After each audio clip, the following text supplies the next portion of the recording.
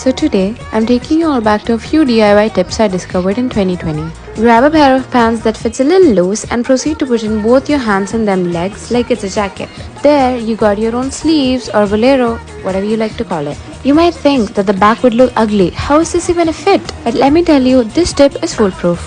Also proving that it goes right with a pair of shorts too. I bet if you do it right, it'll take your styling game into a whole new level. So while I was playing around with these shorts, I also discovered that you can wear it backwards. It fits just like a top and you don't have to do any tweaks to the shorts to make it look so versatile. Okay, so this is the one I love the most. Grab a pair of pants, again, this time maybe the right fit, and hang it upside down. Place the legs over your shoulders, pull the tips of the legs backwards and then to the front and pin the tips.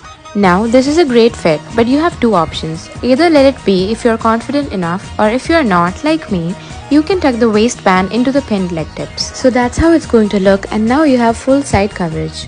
Some of you are gonna love this and some are gonna hate it, but I'm gonna dress up the way I love regardless. On that note, until next time.